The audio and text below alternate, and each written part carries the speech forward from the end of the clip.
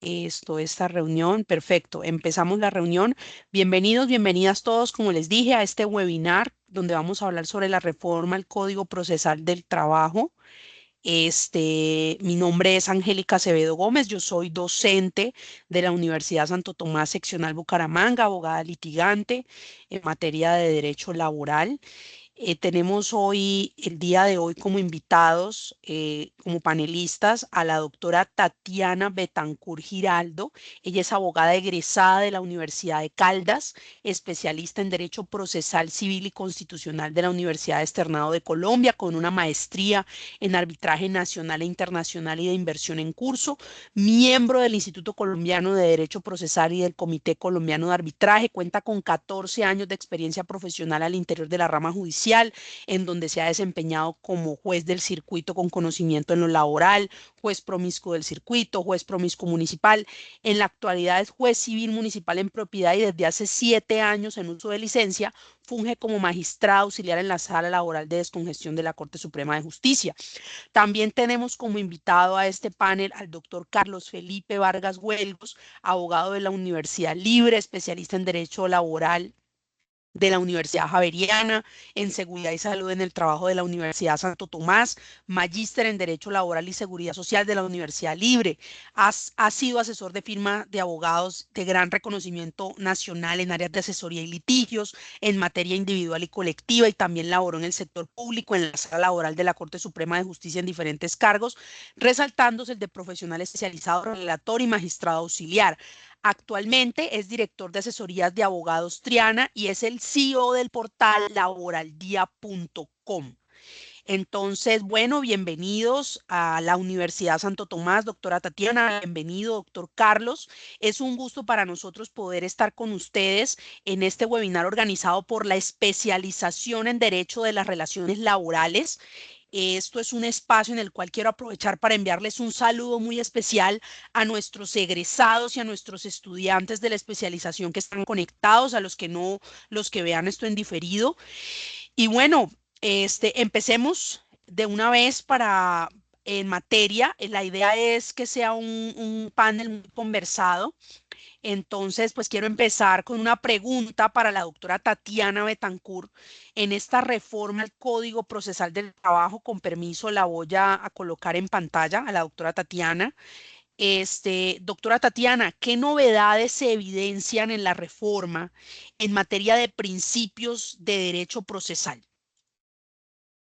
Bueno, muy buenas tardes para todos y todas. Un agradecimiento muy especial para quienes nos están escuchando en este momento, para la Universidad Santo Tomás de Bucaramanga, para la doctora Angélica y para mi copanelista, el doctor Carlos Felipe. Estoy muy contenta de estar aquí con ustedes hablando de un tema de tantísima actualidad, porque pues digamos que en el escenario legislativo el derecho social está tomando mucha potencia y este tema procesal en realidad a mí me parece absolutamente apasionante.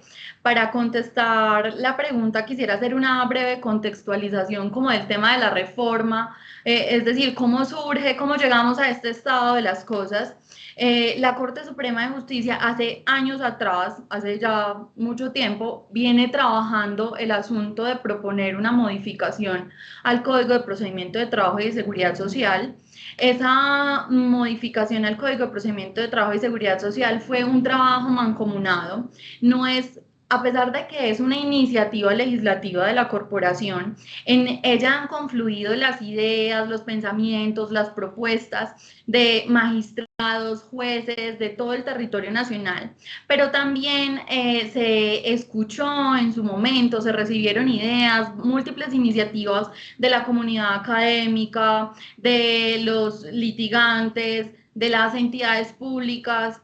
Inclusive se hizo una convocatoria abierta a través de las redes sociales y recuerdo que varias de las propuestas que se recibieron en su momento tuvieron acogida en la reforma en la que se presenta hoy al Congreso, y esto es para resaltar que este proyecto de ley, digamos, une varias visiones, une varios pensamientos, varios cuestionamientos, y todos ellos confluían en una finalidad que es la que quiero resaltar en este punto porque tiene mucho que ver con la dogmática procesal y es esa idea de independencia y autonomía procesal.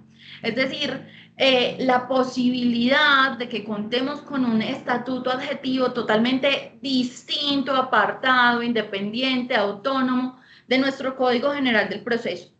En ese orden de ideas, lo primero que encontramos es que en ese contexto no hay remisión normativa a la norma adjetiva civil y para lograr, digamos, ese grito de independencia que en realidad, pues, desde distintas áreas se fue recopilando, se crea o se pretende introducir una dogmática procesal fortalecida. En efecto, ¿por qué nos queremos distanciar? No es un asunto simplemente de que tengamos ánimo o intenciones de tener una codificación distinta, sino que en realidad a partir de las especialidades, de las excepciones, de los criterios que se manejan en la especialidad laboral y de seguridad social, podamos tener unas instituciones propias. Y la forma de lograr esas instituciones propias es a partir de crear una dogmática procesal también propia, en la que tengamos un reconocimiento de esos principios que van a transversalizar todas las instituciones. No vamos a ver aquí, digamos, instituciones distintas, pero sí unas instituciones que van a estar permeadas por esa dogmática específica. Por eso, en tema de principios, no solamente quiero resaltar ese fortalecimiento, por decirlo así, o esa remasterización de los principios, sino hay un punto y es que si notamos en la reforma, se cambia la posición de los principios en el código. Y eso no es algo simplemente estético o simplemente de técnica legislativa. Lo que se quiere significar es que estos principios tienen prevalencia, importancia, preponderancia, pero además que es a través de esos principios que tenemos que aplicar e interpretar el resto de instituciones procesales que se regulan a lo largo de la reforma. En estos principios, ¿qué vamos a encontrar? Podemos encontrar, digamos, unas conceptualizaciones ya más sólidas, más amplias, que recogen la experiencia procesal, digamos, de los juzgados, de las corporaciones, de las cortes y la práctica procesal. También los pronunciamientos jurisprudenciales al respecto. Encontramos una nueva conceptualización sobre el principio de libertad procesal, en el que se le dice al juez, si usted no tiene unas normas, unas reglas específicas para tramitar el asunto, usted disponga cómo se hará. Pero se le da la tranquilidad a las partes, a los abogados litigantes, en el sentido de que también dice, si hay una tramitación específica regulada, se sigue esta y no será el juez quien defina la forma.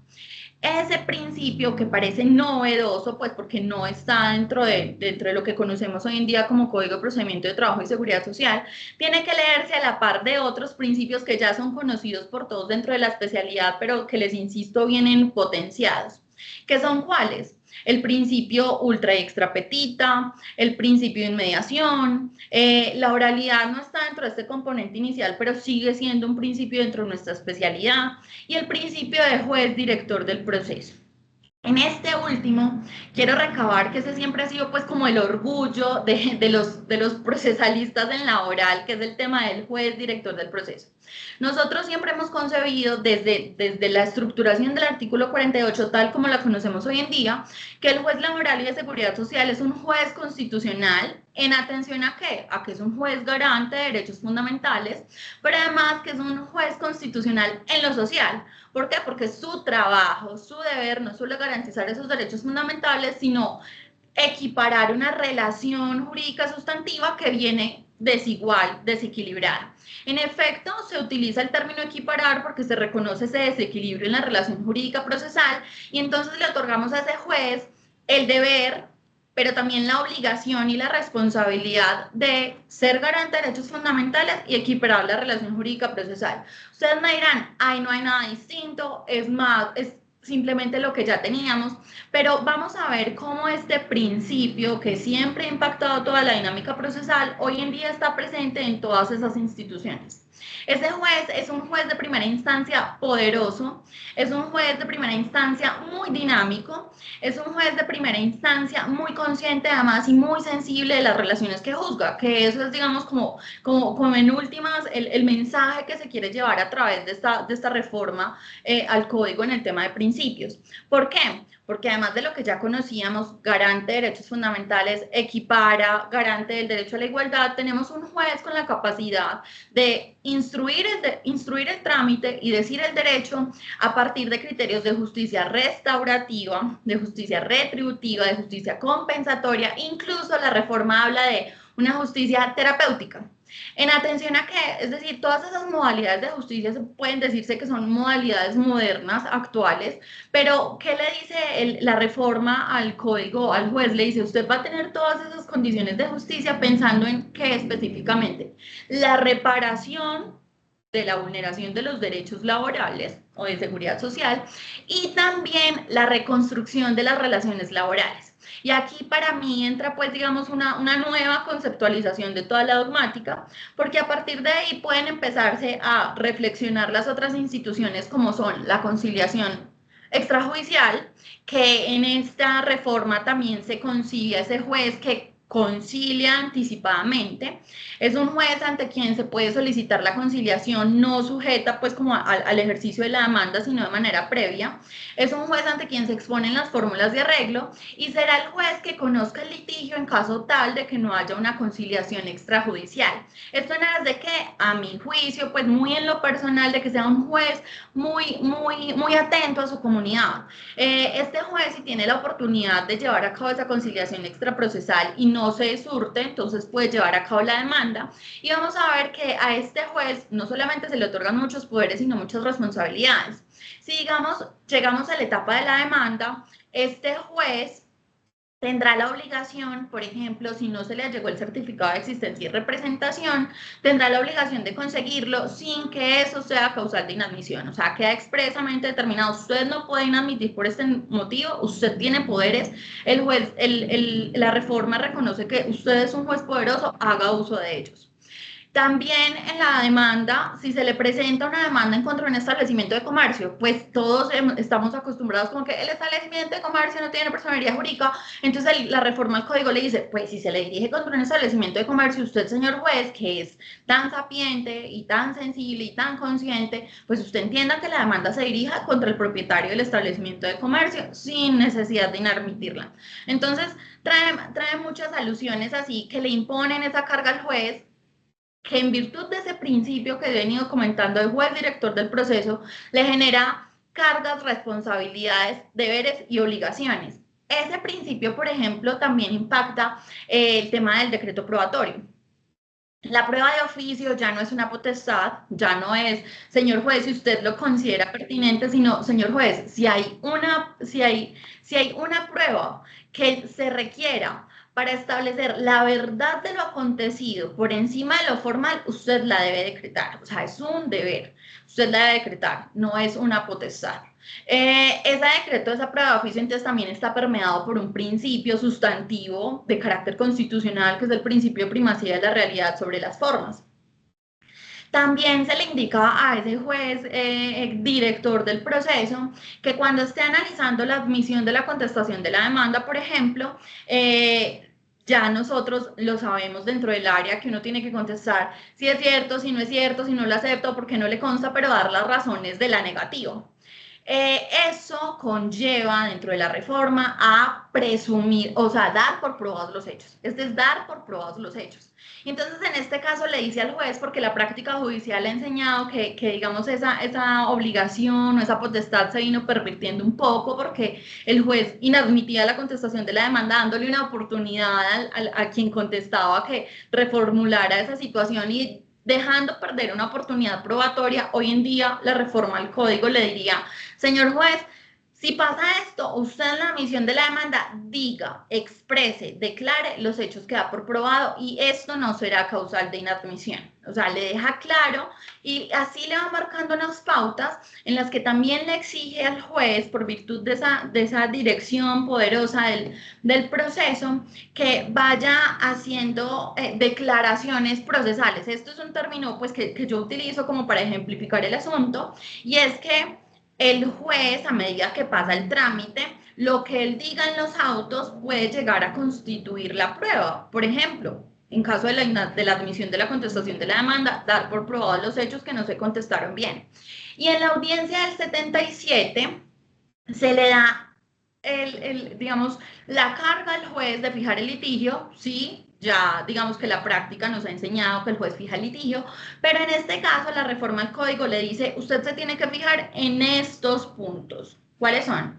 Primero, tiene que decir, ¿y por qué le exige que sea viva voz? ¿Y por qué, digamos, esto lo insisto mucho como una especie de poder declarativo procesal? Porque en el recurso extraordinario de casación se ve que muchas oportunidades probatorias se pierden en las instancias porque las partes no exigieron a sus jueces manifestar esos criterios probatorios y entonces acá en casación no se pueden venir a decir, ay, imponga la presunción de veracidad o de por probado el hecho. Entonces aquí la reforma le dice al juez, mire, como nosotros somos conscientes que esas situaciones pasan y que usted, digamos, en el ejercicio de la audiencia puede que lo pase por alto, no, lo obliga a decir, mire, usted en esa fijación de litigio diga que va a dar por probados los hechos, si no lo dio antes en la admisión, los que no se hayan contestado mal. También, señor juez, usted va a decir dos, las confesiones que deriva de la conducta procesal de la parte. También tres, usted va a decir los hechos que quedan por controvertir, o sea, los hechos que sí van a ser objeto de debate. Y por último, señor juez, usted va a decretar las pruebas conforme a esos hechos que estén en debate. Es decir, aquí va más allá de esa fijación de litigio que se hacía usualmente, y es que el conflicto jurídico será entonces determinar la declaración de la existencia del contrato de trabajo. No, acá le dice, juez, haga referencia, haga expresa, haga manifestación a viva voz de los hechos, de los hechos. ¿Por qué? Porque este código está pensando en eso, en si el juez tiene esa potestad, pues entonces le vamos a dar la obligación de que a medida que pase el trámite no solo vaya decantando el litigio, sino que se puedan tener unos establecimientos probatorios que favorezcan la tramitación del litigio pensando en el beneficio inclusive de esa parte que es, digamos, débil dentro de la relación sustantiva. Además de eso, dentro de ese principio de juez director del proceso, pues a mí me encanta porque uno puede examinar cualquier institución jurídico-procesal a la luz de ese principio en materia laboral y de seguridad social. Le dice, señor juez, usted no puede perder de vista que usted tiene que fallar con enfoque diferencial de género. Yo sé que esto, pues, la jurisprudencia ya ha escrito, pero todavía nuestra cultura procesal, nuestra cultura sustantiva, nos llama mucho al seguimiento de la ley escrita. Entonces acá la reforma deja, usted decida con enfoque diferencial de género. Y además trae dentro de las otras regulaciones un enfoque diferencial que no es solo de género, pero que le dice al juez, ponga atención cuando usted está juzgando el litigio, dirigiendo un trámite respecto de sujetos que están ubicados en la ruralidad, respecto de personas discapacitadas, respecto de personas que no tengan acceso a la tecnología. ¿Por qué? Porque acá le dice al juez, usted tiene la carga de equiparar, pero no solamente equiparar desde las pruebas y esto, sino desde el acceso. Usted tiene que proveer un acceso equitativo. Y en ese contexto usted tiene que tener en cuenta esos enfoques diferenciales de género, pero también esos enfoques diferenciales respecto de sujetos de especial protección. ¿Y por qué hago énfasis en esto? Porque esto nos permite hablar de un derecho procesal social. Entonces, como que a mi juicio, desde la dogmática que se coincide hoy en la modificación a la reforma, apuntamos cada vez más a disminuir esa distancia entre el juez laboral y el juez constitucional, porque le dice al juez, usted no solamente es garante, equipara la relación, sino que tiene en cuenta sujetos de especial protección constitucional. Entonces, por eso digo yo que los avances en esta temática, pues analizados a partir de todas las instituciones, son múltiples Por ejemplo, también en el principio ultra extra petita, pues que es tan nuestro, que es como tan de la esencia de la materia, le dice al juez laboral y de seguridad social, ya no va a ser una potestad. O sea, si usted encuentra un derecho cuyos hechos han sido alegados y probados, usted está en el deber de declararlos al juez de primera instancia. Yo sé que eso lo hemos, o sea, digamos que eso está interiorizado, pero el hecho de que fuera una potestad dejaba muy al margen de discrecionalidad del juez esa declaración. Ya la reforma le diría, usted está en la obligación de hacer esa declaración. Y al juez de segunda instancia le dice, bien, usted se va a ocupar de las materias objeto de la apelación, obviamente, por virtud de los criterios jurisprudenciales constitucionales que ya conocemos, se le dice al juez de segunda instancia, usted, señor juez de segunda instancia, dentro de ese marco de competencia, tiene en cuenta los mínimos irrenunciables y no es potestativo, es obligatorio. Entonces, vemos que son, digamos, son sutiles los cambios, pero a mi juicio son bastante progresivos en el tema de dogmática y ayudan a que si analizamos todas las modificaciones a través de esas distinciones, podamos comprender y hacer su finalidad pues cada vez más cercana. Solamente remato con esto y es que si analizamos toda la propuesta de la reforma al código, podemos ver un juez de primera instancia más poderoso, un juez de segunda instancia más eficiente y un juez de casación, un juez del recurso extraordinario más sensible, todo pensado en perspectiva de los derechos fundamentales. Eso sería como a grandes rasgos una contextualización general en clave de los principios. Doctora Tatiana, muchas gracias por su intervención muy clara. Bueno, quiero enviar un saludo muy especial en este momento a nuestros asistentes del evento. Tenemos 53 personas conectadas y en este estado pues voy a compartir pantalla al doctor Carlos Felipe Vargas. Doctor Carlos, esto quisiera hacerle una pregunta sobre el tema de la competencia. ¿Sí? ¿Qué modificaciones importantes puede destacar usted de esta reforma en el tema de la competencia de la jurisdicción ordinaria laboral? Muchas gracias, doctora Angélica. Pues primero, agradecer la invitación tuya y por parte de la Universidad Santo Tomás a mi copanelista, la doctora Tatiana, y a quienes asisten hoy para hablar de este tema tan denso que es la reforma al Código Procesal del Trabajo. Y pues partiendo de la pregunta que es, bueno, ¿qué hablamos en materia de competencia? Yo creo que hay cambios que son significativos y hay otros que para mí son un poco, entre comillas, revolucionarios frente a lo que manejamos actualmente con virtualidad y que se podrían replicar incluso en otras jurisdicciones. En primer lugar, pues desde lo básico, nuestro nuevo código que esperamos que salga contempla una precisión mucho más detallada en materias de competencia, o sea, ya no es simplemente la enunciación de 10 situaciones de hecho que se podían generar, de las cuales ha habido un desarrollo jurisprudencial bastante amplio y que se incluye aquí, sino que hay una división dentro de asuntos individuales, colectivos y de seguridad social y otros que se manejan dentro de la jurisdicción. En este punto, realmente el cambio significativo es la precisión de cuáles son los asuntos de competencia de la jurisdicción laboral. Lastimosamente, eh, hay algunos que todavía podrán tener problemas a futuros frente a las contingencias que se presenten con la jurisdicción contencioso administrativo, porque puntualmente no se detalla estos son nuestros y estos son de ellos, sino se dice son nuestros aquellos que no pertenezcan a la jurisdicción contencioso administrativo. Entonces todavía se mantiene un eventual conflicto que podría suscitarse en el tiempo, pero de todos modos es mucho más detallado. Em, También tenemos como que definiciones que nos faltan o que debemos ver, pero creo que no se incluyeron porque obviamente no estaban bajo el radar. Por ejemplo, se habla de la competencia para hablar de muchos fueros, incluso acoso laboral, pero se olvida que recientemente tenemos una ley de acoso sexual que también debería tener un procedimiento y pues deberíamos haberlo incluido aquí, pues ya conociendo su vigencia. Me imagino que en lo posible, en los dos debates que le queda el proyecto, pues se pueda incluir. Como cambios, ahora sí, que se pueden empezar a notar, uno es Sí se mantiene la regla de que la competencia o el juez competente es el juez de la ciudad en donde se desarrolló el servicio o el domicilio del demandado.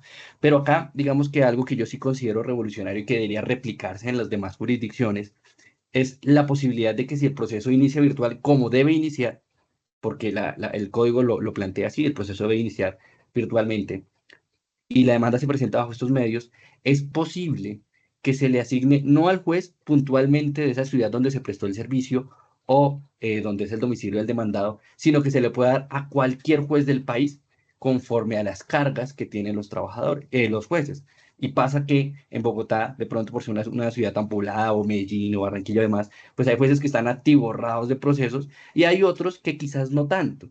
Y sí tiene mucha lógica que se diga, oiga, estos procesos que están aquí congestionando Bogotá, en vez de crear un juzgado, pues los voy a remitir a este otro que tiene la posibilidad de realizarlo, lo que a mí me parece muy valioso, muy valioso porque hace un reparto equitativo de funciones en jueces y nos permite a nosotros, los que somos usuarios de la justicia, pues tener más posibilidad de que nuestro proceso se mueva más. Normalmente cuando el proceso cae en el juzgado primero de cualquier ciudad, del primero laboral de Bogotá, de Barranquilla y demás, pues es el proceso que de pronto se va a mover más lento porque es de los primeros juzgados que más procesos tienen asignados. Y eso, pues, nos permite de verdad mover. Yo creo que esa es una visión, muy, no sé si decir revolucionaria, porque creo que es muy obvia lo que se tenía que hacer en su momento, pero sí es muy importante que se pudiera replicar en todas las jurisdicciones y me parece que iniciando con la laboral, pues va a ser una muestra de algo muy significativo y eficiente que vamos a tener de aquí en adelante. Esto, inicialmente, la forma en cómo se proyectó solo aplicaba para jueces de primera instancia, pero con los debates que se hicieron en Senado se aplicó y se extendió también a segunda instancia, lo que también me parece maravilloso, porque hay tribunales, no sé, por así decirlo, el Tribunal de Neiva y demás, que a veces resolviendo procesos especiales se pueden demorar 2 años o 3 años cuando la norma de pronto solo les da dos. Y hay otros tribunales que no están tan congestionados y podría distribuirse a esas jurisdicciones esto. Esto de pronto lo que podría conllevar eventualmente, sobre todo en materia de segunda instancia, es al seguimiento del precedente vertical, porque pues esos son esos procesos de fuero especial, pues normalmente uno distribuía como litigante la forma de aplicar el derecho dependiendo de las jurisdicciones, porque pues así pasa en la práctica. El hecho de que otro tribunal pueda aplicarme una sentencia, pues hace que mi precedente vertical ya no esté ubicado geográficamente en la ciudad diciendo yo tengo que seguir lo que dice el Tribunal de Bogotá, sino lo que diga cualquier tribunal que aplique en estos casos, lo que me parece todavía mucho mejor. Se habla de, esto no es propiamente competencia, pero va a derivar en competencia y es el tema de la reclamación administrativa. La forma en cómo está redactada, a mi parecer, establece que ya no tenemos que hacer reclamación administrativa. Dice que se puede hacer. Pero lo curioso aquí en materia de competencia es que en principio decimos que el juez competente va a ser el que reciba la reclamación, lo cual no cambia, pero se dice que si yo presento una reclamación de forma virtual, como sucede actualmente con cualquier entidad del sistema de pensiones, ya no va a ser competente, pues porque no hay una sede física en donde yo pueda determinar dónde radicó. Entonces, aquí la norma dice que el competente es quien envía la solicitud. Si yo la envié desde Bogotá, pues entonces desde Bogotá será la competencia porque lo radiqué virtualmente. Entonces, eso también nos cambia un poquito las reglas de juego, pero pues interesante porque pues ya da una solución a algo que no teníamos, que era el acceso en medios virtuales. Otro cambio muy significativo es pues este es un asunto procesal, pero también es un asunto de competencias y es la eliminación de ese proceso de única instancia.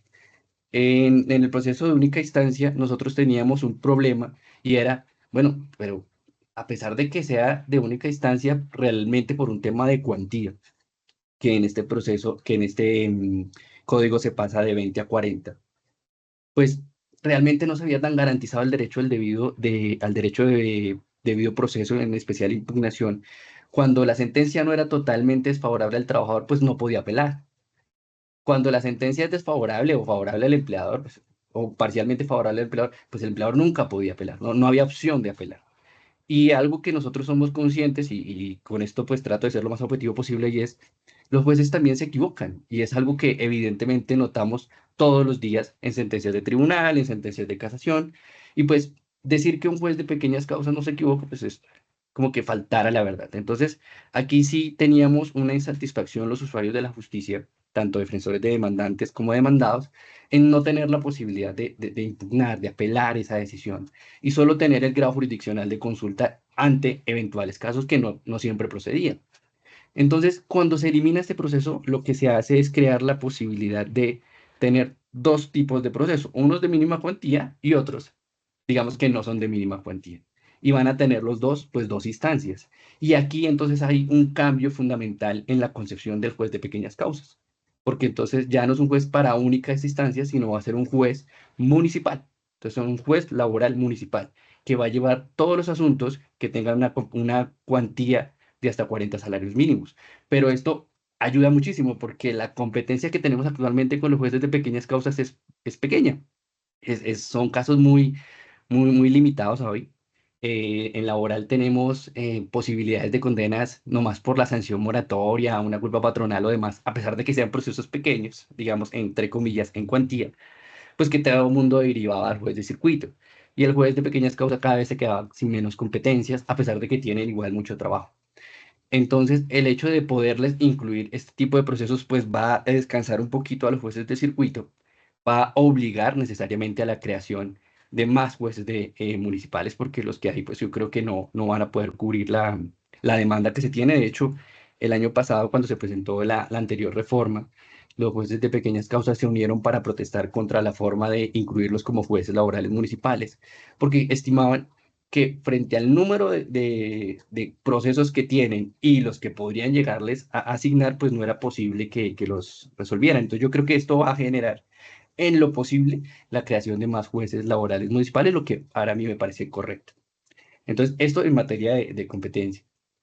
Y hay como un dato adicional que vemos frente a estos tipos de jueces laborales municipales, es que se les asigna la posibilidad de que ellos sean los que lleven los procesos de pruebas extraprocesales, salvo que se asigne a un juez de circuito, lo cual también me parece muy loable porque pues para uno es mejor tener eso separado cuando se tratan de este tipo de procesos, no asumirlo frente al mismo de circuito y pues digamos que por temas de celeridad de pronto puede hacer más celere un juez laboral municipal. Yo creo que esos son los cambios importantes en materia de competencia como a resaltar.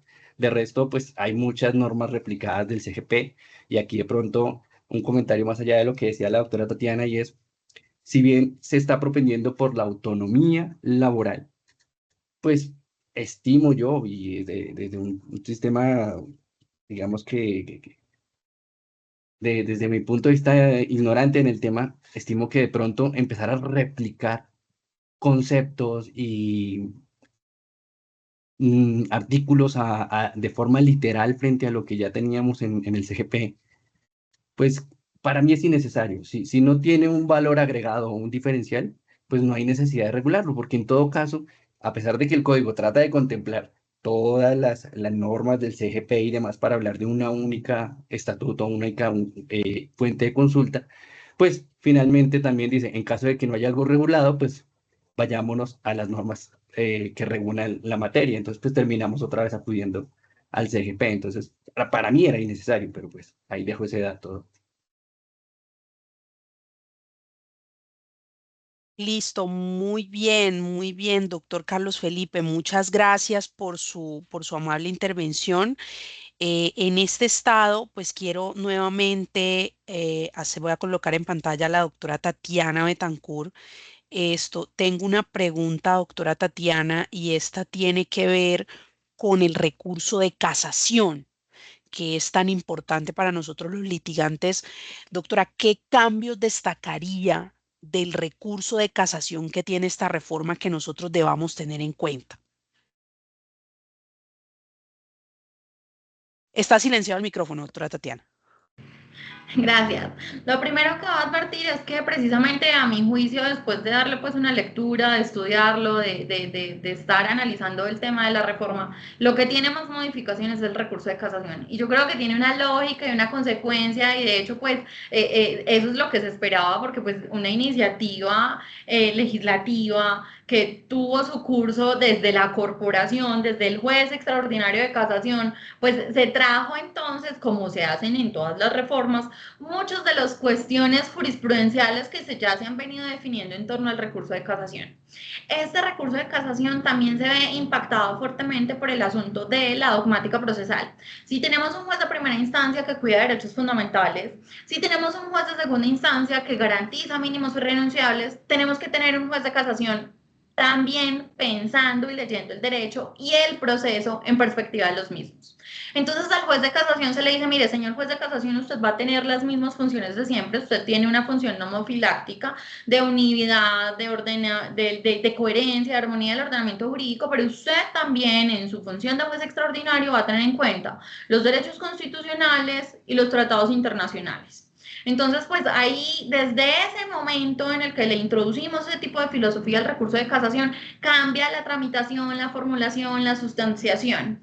Si bien es cierto, se incrementan las cuantías, porque pasaríamos de 120 salarios mínimos a 150, también lo es que a propósito de esa dogmática que permea toda la reforma, que va a haber unos poderes oficiosos en el juez de casación que yo creo que todos hoy en día, o bueno, por lo menos en la corporación decimos, oficio, ¿qué es eso? Pues el juez extraordinario no hace nada de oficio. Pues acá la reforma le dice, señor juez de casación, usted puede tener casación oficiosa, es decir, a todos aquellos procesos, todas aquellas sentencias que no alcancen el interés económico, usted los va a poder conocer a través de una selección positiva que podrá proferir usted, o sea, usted lo va a seleccionar, o porque el tribunal le diga, mire, este caso necesita unificación, o este caso necesita que se hable sobre un enfoque diferencial. Entonces, miremos que lo que se le da acá al juez de primera instancia se va replicando hasta el juez extraordinario de casación. Entonces, hay una casación oficiosa con esos dos puntos, un objetivo de unificación y un subjetivo de enfoque diferencial. También hay una posibilidad, y es que cuando el juez de casación reciba las demandas y diga, yo de ese tema ya me he pronunciado, es una línea consolidada, no hay un asunto que yo tenga que reformar, no hay una circunstancia política, económica, jurídica que me impida modificar la línea, lo voy a negar. Niega la interposición del recurso de casación, entonces dice, lo va a negar. Eso también lo hace de oficio. El otro poder, digamos, oficioso que se ve en la casación al que no estamos acostumbrados, comillas, porque digamos la jurisprudencia ha avanzado mucho en la flexibilización del recurso, y es que es posible que a pesar de que se interpongan unas causales de casación, se termine casando por una causal distinta siempre y cuando haya afectación de derechos fundamentales. Entonces, insisto, es una dinámica de espejo, por así decirlo, o sea, lo que impacta al juez de primera instancia se replica en el de segunda y se va a replicar en el juez de casación. Este juez de casación tiene poderes oficiosos y hay algo que me parece trascendental para resaltar, y es que la casación, el recurso de casación se va a conceder en el efecto evolutivo. Es decir, la persona que tiene ciertas condenas en su favor no se va a tener que quedar esperando a que le cumplan su sentencia hasta que se surte el recurso de casación. Ese va en el efecto evolutivo. Si por alguna razón se requiere que sea en un efecto distinto en el suspensivo, se tiene que prestar caución. O sea, usted que interpuso el recurso de casación, usted que no quiere cumplir todavía el fallo, entonces le va a imponer una caución porque esto se va en el devolutivo.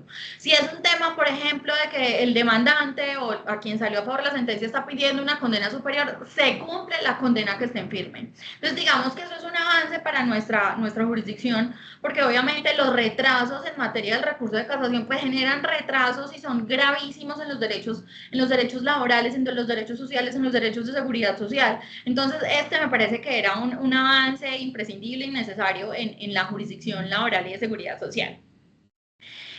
Ya en el tema, digamos, de tramitación, se concentra la tramitación en el tribunal, se interpone el recurso de casación en el tribunal, él lo admite, pero él también corre traslado para la interposición de la demanda. Él recibe la demanda de casación, no la califica, o sea, toda esa parte, pues, como previa, se hace ante el tribunal y se va a la corte y la corte califica, definiendo si admite, si no admite, si hay alguna selección oficiosa y demás. Y en punto de la sustentación, pues digamos que la reforma resalto lo que dice el doctor Carlos, y es que en muchos componentes de la reforma se ve un aspecto de claridad, de precisión, yo creo que propio pues como de la experiencia y de la práctica que estuvieron aquí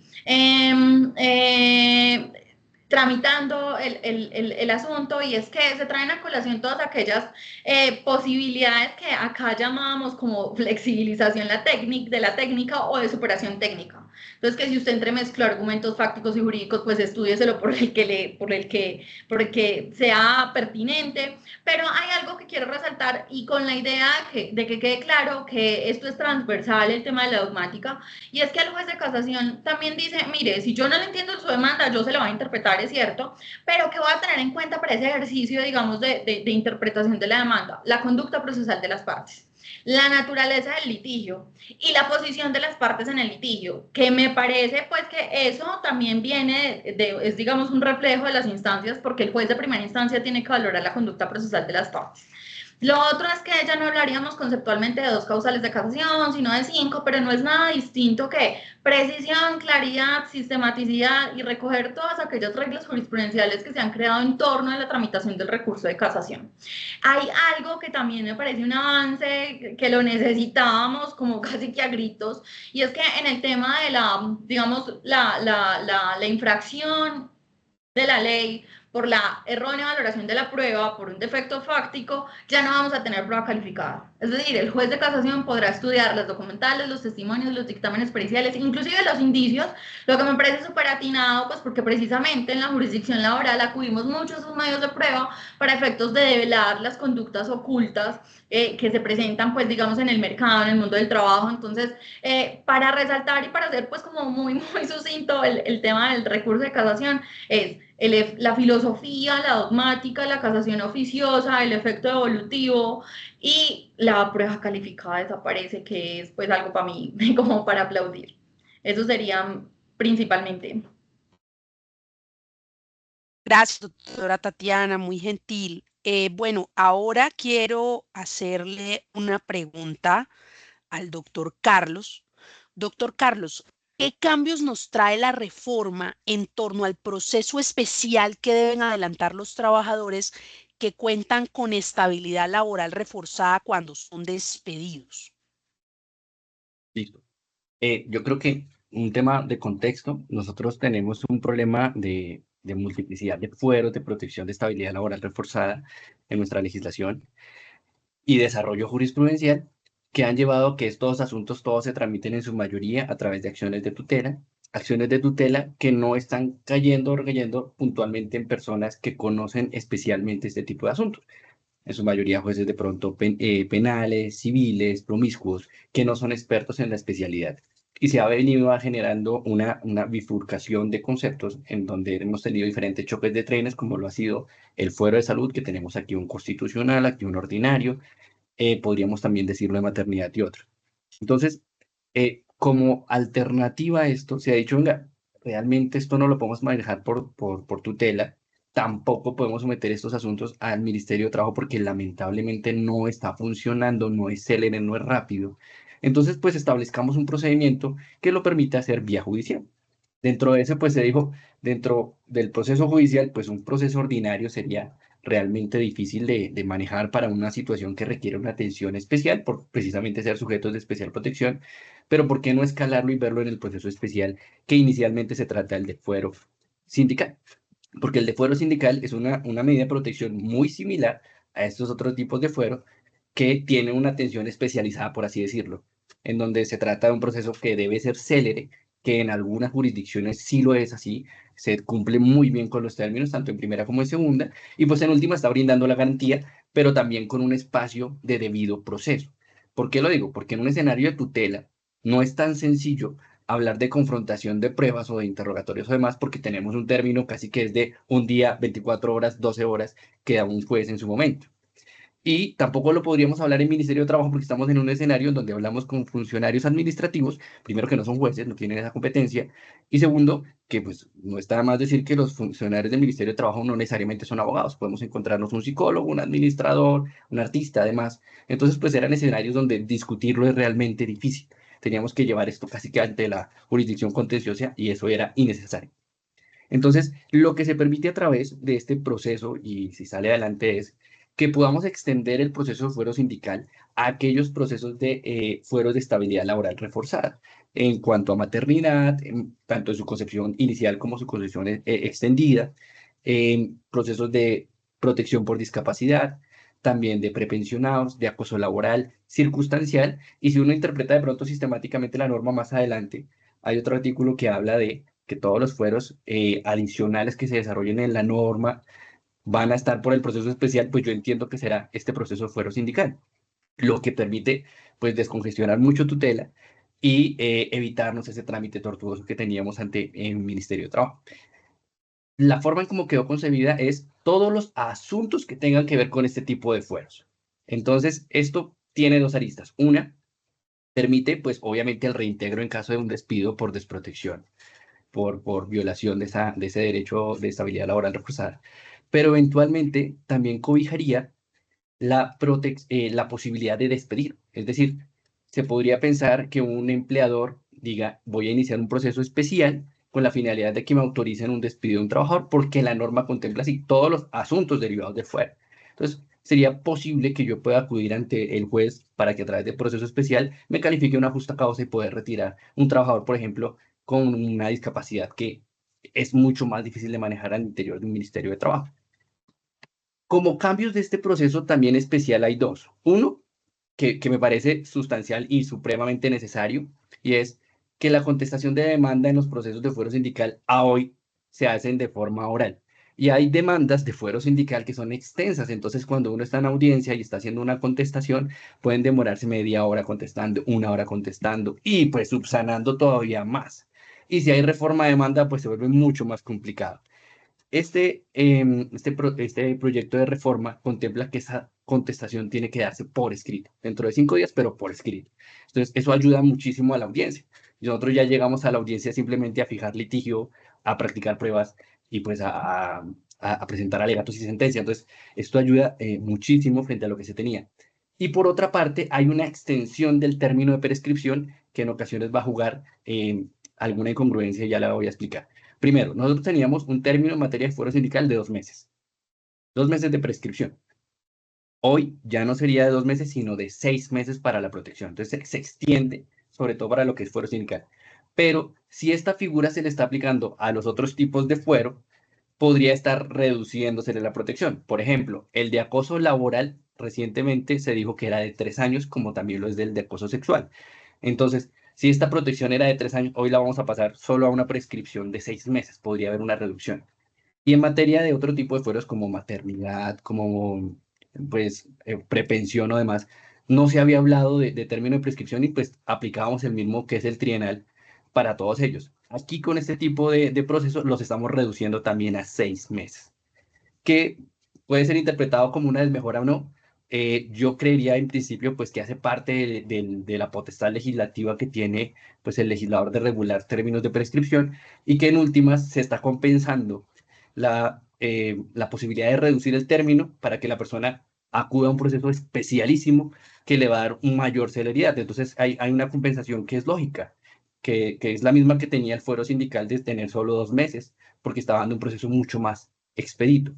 Entonces, a mi parecer, es totalmente entendible, creo que también es constitucionalmente viable que haya esa reducción, pero sí hay que tenerla en cuenta. Entonces, ahora para temas de fueros estaríamos diciendo que casi que todos los fueros de especial protección solo tienen 6 meses para demandar con esta nueva propuesta que trae el legislativo y que esperamos que se regule ahí. Entonces, esa sería mi concepción, doctora Angélica.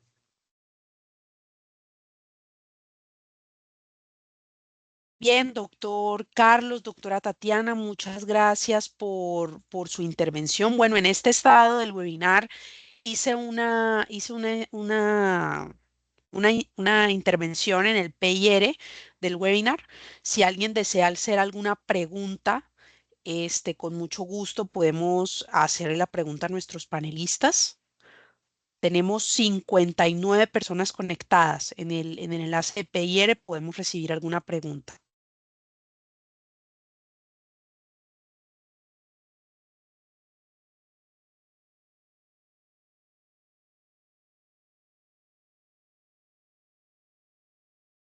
El doctor Carlos Felipe tiene la mano levantada. Doctor, cuéntenos. Sí, pues mientras sale preguntas o no, pues aprovechar la intervención de la doctora Tatiana para decir que el cambio que ella explicó en materia de casación es un cambio que modifica toda la estructura que tenemos actualmente en casación. Es un cambio que quedaría inclusive para una sola discusión.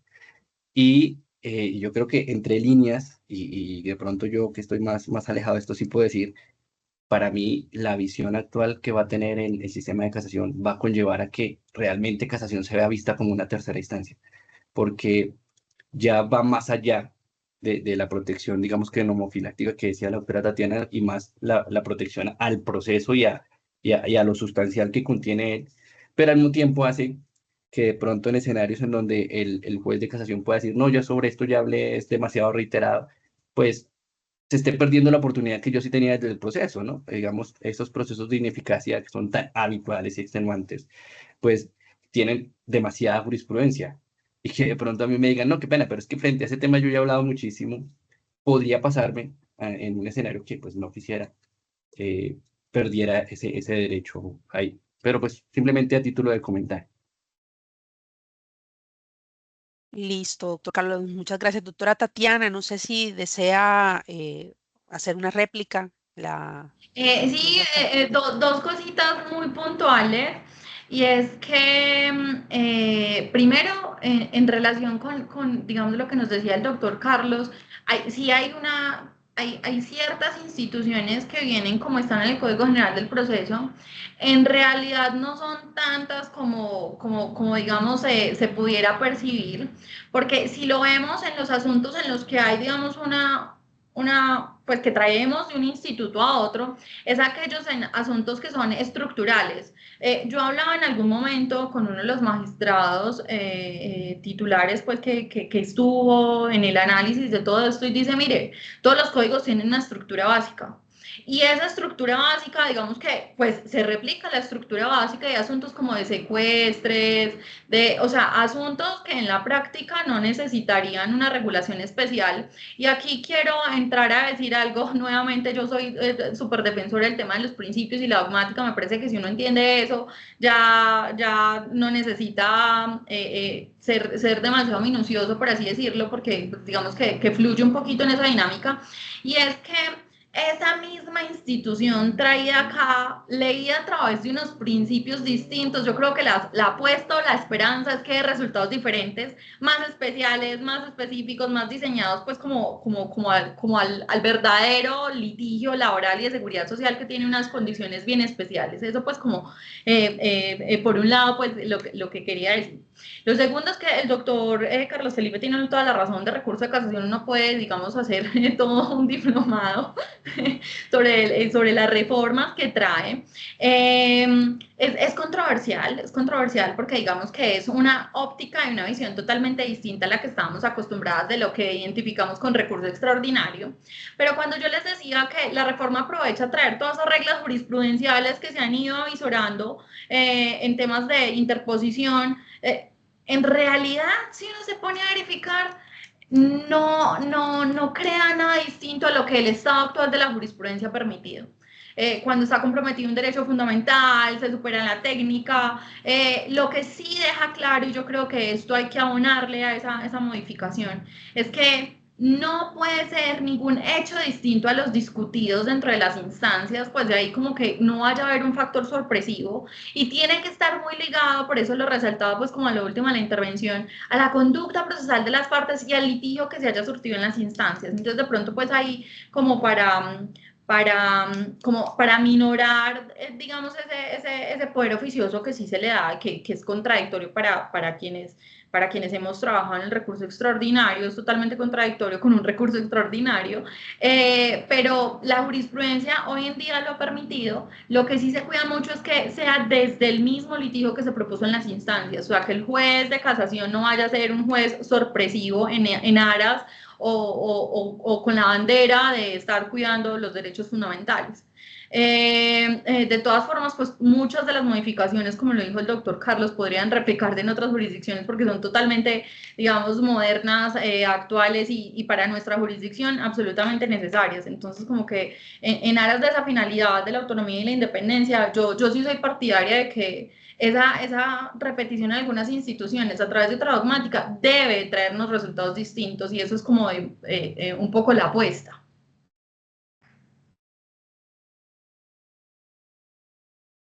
muy bien, muchas gracias. Estamos teniendo acá, voy a ponerlos a todos en pantalla, estamos teniendo acá unas preguntas. Tenemos a Sebastián González que pregunta, ¿se hace alguna alusión al proceso judicial de acoso laboral y sexual? No sé, doctor Carlos, si quiera contestar.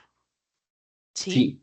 Sí, nosotros tenemos una norma que habla de un proceso especial de acoso sexual, pero como está contemplado en el proyecto de reforma, ese proceso se va a eliminar y nos vamos a mutar al proceso que manejábamos de fuero sindical y ahí vamos a incluir el de acoso laboral. El de sexual, la norma que regula acoso sexual no trae proceso especial. Dice por allá al final que lo no regulado se podrá aplicar la ley 1010. Uno podría interpretar que aplicáramos ese tipo de proceso para el acoso sexual. No me parece, pero podría interpretarlo.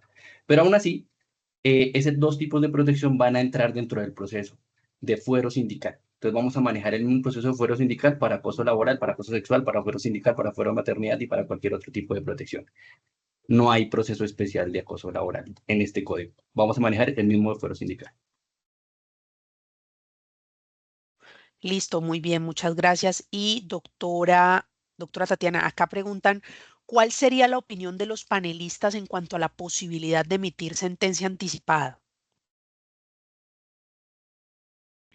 El asunto de la sentencia anticipada, digamos que procedimentalmente puede ser un poco controversial porque yo creo que aquí lo que hace la sentencia anticipada es simplemente unir las dos audiencias, la que conocíamos anteriormente como audiencia del 77 o que conocemos hoy en día, perdón, yo estoy totalmente ya toda positiva con que va a salir la reforma, pero la que conocemos de audiencia 77, audiencia 80, cuando hay sentencia anticipada es porque esa audiencia se llevó concentrada prácticamente, pues porque incluso la reforma al código dice, mire, si hay solo pruebas documentales, pues cite alegatos y dicte sentencia, ¿sí? Entonces, digamos que a mi juicio no es que se esté incluyendo algo absolutamente disruptivo, porque en realidad no es que la sentencia anticipada desconozca esas etapas, inclusive cuando se va a dictar sentencia anticipada hay como una posibilidad de llamar alegatos de conclusión, de avisar que va a dictar sentencia anticipada, pues, y cuando hay sentencia anticipada es porque la prueba de la falta de legitimación en la causa, de la cosa juzgada, pues es ahí evidente, pero en materia laboral, si le apostamos a esa celeridad, a esa agilidad, pues a esto, viene siendo que concentremos esas dos audiencias y dictemos sentencia de una, y eso pasa hoy en día en muchísimos procesos en los que la discusión es de pleno derecho, no se necesita práctica de prueba testimonial, entonces en este asunto no creo que genere una disrupción. Lo que sí me parece, y con impacto en el recurso extraordinario, es que era necesario que la tuviéramos porque en la jurisdicción se ha llegado, digamos, a una especie de dilema porque hay asuntos que siendo de fondo salen por auto y cuando llegan ante la corte dice, eso no tiene recurso porque no es una sentencia. Y uno dice, pero fue un auto que, no sé, dijo un tema, es que en este momento no recuerdo bien, pero era un asunto, si no estoy mal, de cosa juzgada. Y el juez, el tribunal lo definieron como un auto cuando llegó a recurso de casación, siendo pues un asunto que es del fondo del litigio, se dice, no tiene recurso de casación porque eso es un auto y contra los autos no procede recurso de casación. Entonces, digamos que a mi juicio era necesario que tuviera la forma, el ropaje, la vestimenta de sentencia para poder garantizar esa instancia en un recurso extraordinario y que no me parece que sea totalmente disruptivo porque en la práctica muchos jueces hacen audiencia concentrada, una sola, y sentencia de una vez. Entonces, lo que cambiaría son, digamos, como las causales, pero el juez en todo caso tiene que dar oportunidad de alegatos de conclusión, pues si hay una prueba evidente, pues está la prueba incorporada, entonces, pues, no es disruptivo, a mi juicio, es necesario en la jurisdicción por el tema del recurso extraordinario. Y a propósito del recurso extraordinario, acabo de recordar algo que se me omitió, se me pasó advertirles, es que, oye, con esta modificación tendrían recurso extraordinario todos los procesos ordinarios, declarativos, pero también todos los especiales. Entonces, esto en aras de pensar en el tema de la unificación de la jurisprudencia, lo que el doctor Carlos Felipe, pues como que hablaba mucho de las bondades de un reparto único nacional, el tema de casación oficiosa, que los recursos especiales tengan también ese recurso extraordinario, pues también permitirá una mayor uniformidad en los pronunciamientos jurisdiccionales de esos temas que no lo tenían anteriormente. Esos serían como mis comentarios al respecto. Muy bien, doctora Tatiana, muchas gracias. Acá viene otra pregunta que vamos a hacérsela al doctor Carlos. Es en un usuario anónimo, dice, las pruebas calificadas tienen aptitud en casación por tratarse de pruebas muy reguladas y técnicas. El permitir la valoración de la totalidad de los medios probatorios implica informalizar los medios probatorios por su laxitud o falta de regulación, doctor Carlos. La pregunta es técnicamente correcta. En efecto, en materia de casación, nosotros teníamos una visión del recurso extraordinario de casación como algo totalmente extraordinario. Es decir, pucha, tiene que haber un error graso, por lo menos en estos casos que son temas de vía indirecta, un error graso en la calificación de estos tipos de pruebas, que no son muchos. Entonces estaba el documento, la inspección judicial, la confesión. ¿Y por qué el legislador estableció esos tres? Primero, porque hace parte de su libertad de legislar, o sea, no hay una prohibición para decir que tiene que ser exactamente eso. Pero esto se analizó por parte de la Corte Constitucional en su momento y se dijo, es que estas tres pruebas son evidentes, o sea, si yo saco un error de estas tres pruebas, es evidente que el juez se equivocó al momento de interpretarlas. No me pasa lo mismo si de pronto analizo indicios o testimonios, porque hay cierto margen de valoración subjetiva, podríamos decir, o de pronto alterna al momento de valorar la prueba. Si hablamos de un documento, pues ahí físicamente el documento dice lo que tiene que decir. Si hablamos de una confesión, es una confesión, una inspección ocular, es una descripción, digamos que objetiva y totalmente notable de que ahí está el error. Por eso eran las pruebas, digamos, que se estaban manejando en su momento para decir, uy, es que evidentemente se le pasó esto, claro, es un error y una transgresión que usted no podía tener, y esa visión de la violación de la ley por vía indirecta tenía que ser así, grosera, o bueno, actualmente tiene que ser así, grosera, o como dicen en los textos, que raya el ojo, que sea notable, protuberante. Pero como lo decía la doctora Tatiana, la visión del nuevo código va mucho más allá del mero formalismo, y entonces se permite ese análisis más allá de lo que teníamos como nuestra regulación interna o que tenemos actualmente como una regulación casi que técnica, muy técnica, muy formada desde el sentido de vista formal. El hacer esa laxitud de los medios de calificación, en mi parecer, hace que definitivamente no sea tan extraordinario el recurso.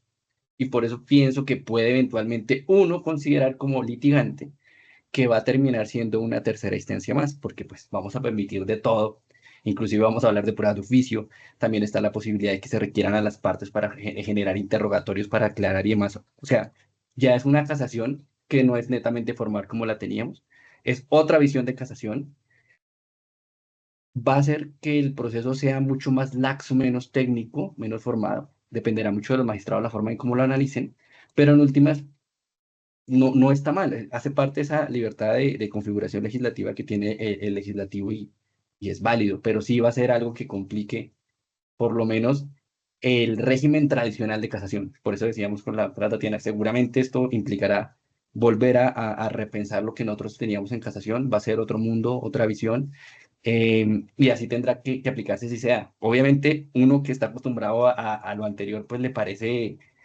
significativo, diferencial, y de pronto pues reste lo que uno tenía como seguridad jurídica, porque decía, esto no llega, esto sí llega y demás. Pero son temas a los que hay que adaptarse y en últimas, la visión del código también es esa prevalencia más allá de la formalidad de lo sustancial. Y está más que destacado en este proyecto. Muy bien, doctor, muchas gracias. Y bueno, la última pregunta para la doctora Tatiana. Preguntan, ¿consideran pertinente que el proyecto de nuevo código contemple la posibilidad de que los jueces civiles municipales y de circuito como promiscuos conozcan de asuntos laborales? Observo que el proyecto no contempla la creación de nuevos juzgados laborales municipales y del circuito, en especial en los municipios donde no existen. Doctora Tatiana. Bueno, creo que eso fue una preocupación enorme para todos cuando se empieza a hablar de estos temas porque a mi juicio, en lo personal, yo decía, pero si estamos intentando autonomía e independencia, si abogamos por ese grito de alejarnos de la jurisdicción civil, cuando esto vaya a terminar en manos de un juez civil, pues vamos a confundir las cosas. Sin embargo, yo estuve revisando el último proyecto de ley No, digamos que el doctor Carlos puede de pronto ahondar un poco en el tema de competencia, pero en el último proyecto de ley que se está estudiando en la actualidad no aparece hacia los jueces civiles municipales, aparece a los jueces civiles con conocimiento laboral, que ellos en todo caso son jueces especializados en la materia y pues digamos que es un juez de categoría de circuito. Entonces yo cuando lo revisé en el último proyecto, en el último debate, inclusive respiré y yo dije, ¡fiu! Gracias a Dios. O sea, digamos que fuimos conscientes de eso porque para mí era, y respondiendo pues como tu pregunta, si de pronto en algún momento eso se retomara o si fuera así, creería que damos bandazos en el tema de queremos ser autónomos independientes, pero le vamos a dar esto a un juez promiscuo. Además, desde mi experiencia, yo fui juez promiscuo y hay una temática muy difícil de dirigir como juez del proceso, es el tema de todos los términos. Entonces, un juez promiscuo se ve sometido a un conocimiento penal que tiene términos porque tienen detenidos y se le vence por libertad, entonces el penal va primero, a un conocimiento civil en el que tiene un año de fallar, 6 meses, pues prorrogable 6 meses y no perder la competencia y mejor dicho. Entonces, el orden en el que un juez promiscuo suele, digamos, sentenciar sus causas es penal, civil, laboral. Y en ese aspecto, en la reforma al código, digamos que hay no un pecado, sino que de pronto le otorgamos mucho poder a ese juez para dirigir y para que sea celere, pero no le damos términos. En primera instancia no quedaron términos, en segunda instancia sí, en casación sí, hay recursos que la tramitación, digamos, es rigurosa, pero el juez de primera instancia no se le advierte en términos para fallar. Entonces, muy ahondando en tu pregunta, para mí sí sería totalmente sí, en el marco de configuración legislativa, digamos que sería un desacierto, por así decirlo, otorgársela a los promiscuos. Pero, y sí, la reforma pues puede que no tenga un tema de creación de juzgados, pero es que eso es un asunto reglamentario, esto es un asunto que le competiría ya, pues digamos, como a los consejos seccionales, al consejo superiores, de eso no se ocupan las reformas en procesal. Esta es una reforma adjetiva a las instituciones y digamos la necesidad o la capacidad institucional pues se va evaluando a medida que va pasando el tiempo y pues si eventualmente vamos a terminar con una jurisdicción más robustecida, porque es evidente, a pesar de que aumentan las cautivas, pues hay conciliación extrajudicial, está el tema de los procesos especiales que son céleres, o sea, hay mucha competencia que se le arroja a los jueces y a la corte, entonces digamos que eso será un punto de definición económica y de recursos que manejan y lideran ya pues otros escenarios. Listo, doctora Tatiana, doctor Carlos, muchas gracias en nombre de la Universidad Santo Tomás, en nombre de la doctora Alba Jimena Durán Blanco, nuestra coordinadora de la especialización en Derecho de las Relaciones Laborales. Queremos darles las gracias por su participación, por aceptar nuestra invitación a este webinar.